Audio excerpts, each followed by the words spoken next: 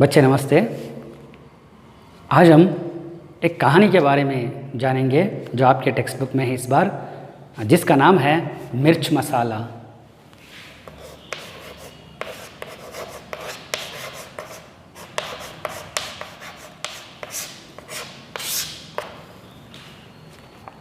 इससे बहुत चिरपरिचित है आप तो मिर्ची जैसे आप स्पाइसी होते हैं और ये है मसाला, तो आप इससे भी बहुत चिरपरिचित है। आपके घर में या रसोई घर में तो इसका उपयोग ज़्यादा से ज़्यादा होते रहते हैं। तो ये मसाले का काम क्या है, मसाले क्या काम करता है? तो मसाले ये काम करते हैं जो साधारण सी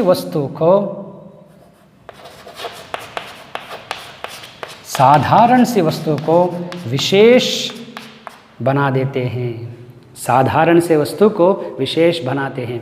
जैसे कि घर में चावल पकाते हैं तो उस चावल को अगर और थोड़ा नमकीन, मसाला, मिर्च ये सब लगाकर उसको एक विशेष रूप में आपके सामने परोसे जाते हैं तो उसे मसाले से भरे हुए जो चावल होते हैं वो बहुत स्वादिष्ट होते हैं। मतलब तो इस कहानी में जो ये नाम दिया गया है मिर्च मसाला, एक साधारण से विषय को हम किस तरह विशेष बना देते हैं तो उस प्रक्रिया को कहते हैं मिर्च मसाला लगाकर। अगर कोई घटना घटित होती है या कोई एक्सीडेंट हो जाता है या कोई आपके आसपास जो भी घटना होती है, इस घटना को हम साधारण से नहीं कह सकते हैं। तो इसको हमारे अनुभव के द्वारा जो ज्ञान हम प्राप्त कर चुके हैं इसके द्वारा कुछ मिर्च, नमकीन, मसाला लगाकर उसको बहुत विशेष स्वादिष्ट बनाकर दूसरों के सामने प्रस्तुत करते हैं। क्योंकि साधारण से अगर हम कहते हैं तो उसको कोई स्वीकार नहीं कहते हैं। तो अगर आप उसको बढ़ा चढ़ा के और इसे मसालेदार आप किसी के सामने अगर रखते हैं तो वो बहुत खुशी से उसे स्वीकार कर लेते हैं। देखिए एक उदाहरण मैं आपके लिए देता हूँ। जो राज्य में होने वाली हर एक घटना की जानकारी हमें न्यूज़ चैनलों के द्वारा मिलते हैं। देखिए हमारे एक सरकार के न्यूज़ चैनल है जिसका नाम है चंदना, तो वहाँ पर भी न्यूज़ आते हैं और अन्य जो प्राइवेट न्यूज़ चैनल्स होते हैं तो उन चैनलों में भी न्यूज़ आते हैं। एक ही विषय है, एक ही घटना है जो साधारण में आने वाली साधारण सी घटना को चंदना चैनल में साधारण से कहते हैं। तो और कोई न्यूज़ चैनल्स होते हैं इसे उसमें थोड़ा सा मिर्च लगाकर, मसाले लगाकर उसे बहुत डिफरेंटली आपके सामने रखते हैं। तो आप किस चैनल को ज़्यादा देखते हैं? हाँ, आप देखते हैं प्रवेश चैनल्स होते हैं उसे आप ज़्यादा देखते हैं क्योंकि आपको देखने में वो बहुत पसंद होते हैं। ये साधारण में जो है हम पसंद नहीं करते हैं। तो इसलिए मिर्च मसाला का महत्व आप बहुत अच्छी तरह से समझ सकते हैं। देखिए इस कहानी में इसके बारे में क्या कहा गया है, इसमें ना तो आपके रसोई घर से संबंधित कोई जानकारी इसमें नहीं है, फिर भी तो आप जानिए इस कहानी में क्या विशेषता है। चलिए आज इस कहानी लेखन का आशय क्या है, किस आशय को लेकर ये कहानी लिखी गई है वो आज हम देखेंगे। देखिए कभी कभी आदमी अपने विचारों को दूसरों के साथ बांटना चाहता है, लेकिन उसे यह ध्यान रहे कि राज की बात बताने से पहले वह सावधानी बरतें। देखिए मैंने पहले एक वीडियो में कहा था कि हम बहुत कुछ सोचते हैं और सोचने के जो विचार हैं उसमें कुछ बहुत सारे राज की बात होती है। हम इन विचारों को दूसरों से हम शेयर करना चाहते हैं, बांटना चाहते हैं। सबके साथ ऐसी बातों को हम नहीं बांटना चाहते हैं जो हमारे लिए बहुत पर्सनल्स होते हैं और हमारी राज होती हैं, और ऐसे बातों को हम अंदर ही नहीं दबा कर रख सकते हैं। तो किसी न किसी के साथ हम उसे शेयर करना ही ज़रूर है। तो ऐसे आप इन विचारों को बांटने के लिए तो एक ऐसे व्यक्ति जो विश्वास पात्र है, ऐसे व्यक्ति या दोस्त या सहेली को आप ढूंढते हैं जिस पर आपका बहुत विश्वास है। तो उन व्यक्तियों के साथ ही अपनी राज की बात को हम शेयर करते हैं। लेकिन कभी कभार ऐसे भी होते हैं हम अपने राज की बात को हम उससे शेयर कर देते हैं, कह देते हैं, ये मानकर कहते हैं कि वो मेरी राज, वह उसके अंदर ऐसे ही रहते हैं, वो भी उसे राज के रूप में रख लेता है, किसी के साथ वह शेयर नहीं करते हैं। ऐसे सोचकर हम उनसे कह देते हैं लेकिन तो उसके उल्टे हो जाते हैं। हम जो नहीं होना चाहते थे वही हो जाते हैं। वह व्यक्ति हमारी राज की बात को सबसे वह कह कर आता है, तब क्या होता है? तो हमें बेइज्जती होनी पड़ती है।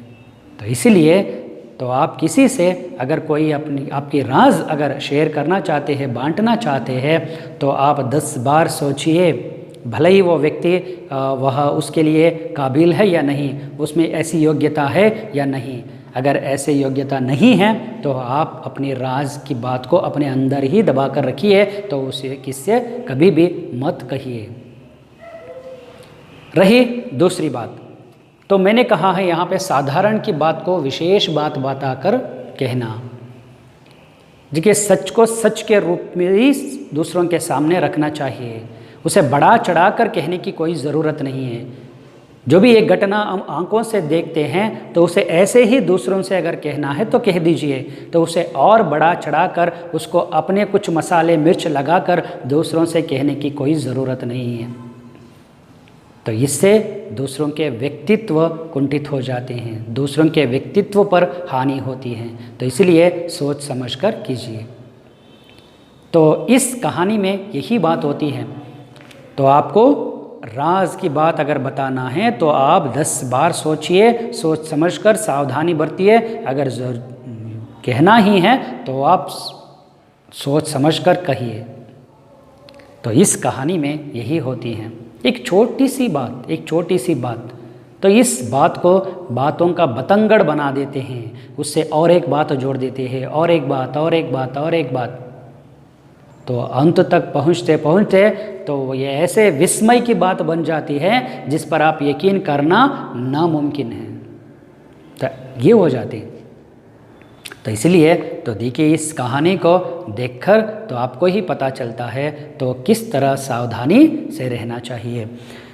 देखिए, मैं इस कहानी को एक बार पढ़ लेता हूँ, तो आप उसे ध्यान से सुनिए और उच्चारण ध्यान से सुनिए, और जहाँ जहाँ अगर कोई शब्दों का अगर अर्थ समझ में नहीं आते हैं तो उसे पेंसिल में अंडरलाइन कर लीजिए।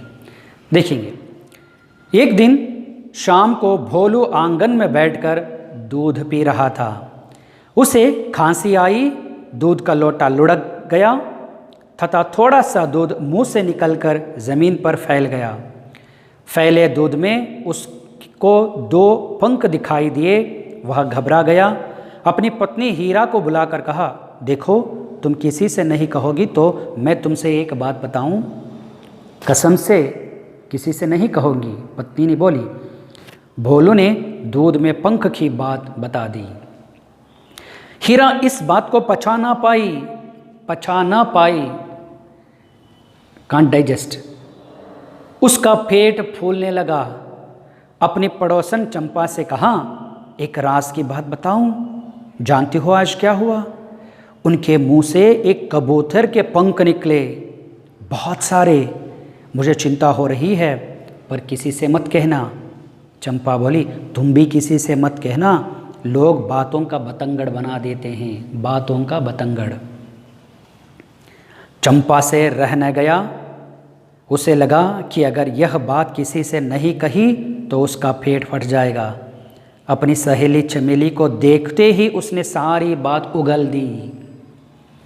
कहने से पहले चमेली से वादा करवा लिया। चंपा बोली, देखो तो, भोलू जी को आज खांसी आई और उसके मुंह से एक पूरा कबूतर निकला। चमेली को विश्वास नहीं हुआ। अरे पूरा कबूतर? कबूतर तो इतना बड़ा पक्षी है, खाया कैसे होगा? कुछ ही देर बाद किसी पड़ोसन ने सुना कि भोलू के मुंह से झुंड के झुंड कबूतर, कौवे, गौरैये, मुर्गे आदि निकल रहे हैं।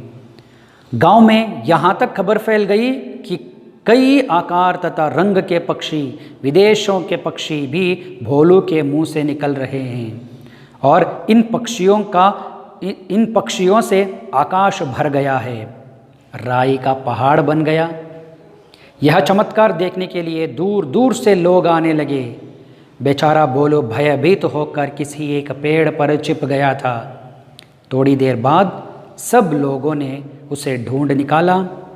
उसकी घबराहट देखकर लोगों को समझ आया कि किसी भी रहस्य को बताने से पहले 10 बार सोचना चाहिए। बच्चे एक छोटी सी कहानी है ये। भोलू एक दिन घर में बैठकर, आंगन में बैठकर वह दूध पी रहा था और जब खांसी आई तब मुंह में जो दूध है वह निकल गए, वो बाहर फैल गए ज़मीन पर।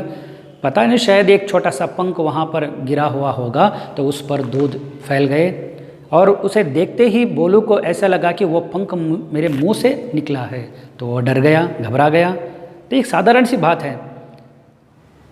और अपनी पत्नी से उन्होंने कहा कि देखो इस तरह मेरे मुंह से एक छोटा सा पंख निकल गया है, लेकिन ये बात किसी से मत कहना, क्योंकि वह अगर दूसरों तक पहुंच जाती है तो लोग और कुछ सोचेंगे, उसका और बातों का बतंगड़ बना देते हैं, तो इसलिए किसी से मत कहना। ये जो लास्ट वर्ड है किसी से मत कहना, तो वो ज़्यादा असरदार होते हैं। अगर आप किसी से अगर कुछ कह देते हैं, कहिए कोई बात नहीं, लेकिन उसके साथ साथ और एक बात जोड़ दी, ये किसी से मत कहना, तो वो ज़रूर कहते हैं, ज़रूर इस बात को पूरे शहर में वो फैला देते हैं कि ठीक है। तो इसलिए तो भोलू की पत्नी हीरा भी वही काम करती है, क्योंकि वो राज उसके अंदर ज़्यादा समय तक वह ठीक नहीं पाती है, तो वह छटपटाती रहती है, तो वह किसी से ये बात कहनी चाहिए। तो उसी समय उसकी सहेली वहाँ पर पहुँचती है, जिसका नाम है चंपा, और चंपा से कहती है कि अगर तुम बुरा मत मानो, अगर किसी से नहीं कहोगे तो मैं एक राज की बात बताऊंगी। क्या है वो राज की बात? तो वो कहा, देखो आज भोलू के मुंह से एक कबूतर के पूरे पंख निकल गए, तो वहाँ पर एक छोटा सा पंख था, तो अब हीरा के मुंह से ये क्या हो गया, एक बहुत बड़ा पंख हो गया। और ये बात चंपा से निकलकर चमेली तक पहुंचती है। जब चमेली तक पहुंचती है तब तक एक पूरा पंख क्या हुआ, एक बहुत बड़ा कबूतर बन गया। और चमेली से और कुछ लोगों तक पहुंचते पहुंचते कबूतर के साथ और कई पक्षी जुड़ गए, कबूतर, कौवे, गौरैये, तो इस तरह बहुत सारे पक्षी उसके मुंह से निकल रहे हैं। और ये लोगों मुंह से वो पहुंचते हैं तो वो क्या हो गए, तरह तरह के पक्षी, विदेशों के पक्षी, विविध आकार के पक्षी सब उसके मुंह से निकलने लगे।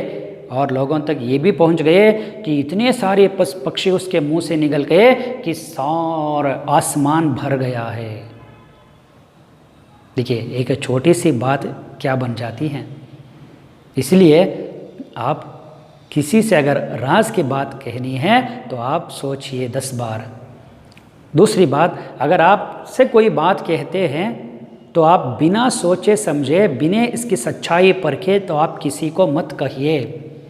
जैसे सुना वैसे ही कहना गलत है। जो सोचिए, क्योंकि आपके पास दिमाग है, सोचने की शक्ति है, सोचिए तो इसमें सच्चाई है कि नहीं। अगर सच्चाई नहीं है तो आप किसी को मत कहिए। देखिए आपके बहुत सारे व्हाट्सएप में बहुत सारे मैसेजेस आते रहते हैं, इस तरह के बहुत सारे मैसेजेस। आप इस मैसेज को आप 10 लोगों को शेयर कीजिए तो आपको इतने सारे फ़ायदे हो जाएंगे।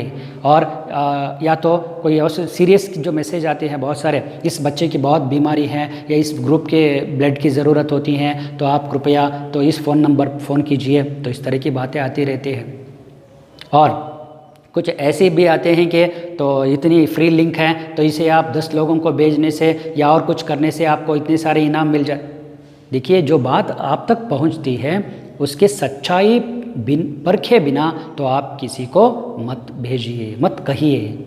तो ये कहानी का उद्देश्य यही है कि ठीक है, तो ये से अगर आपके जीवन में ये गुण अपनाते हैं तो आप हमेशा निश्चिंत रहते हैं।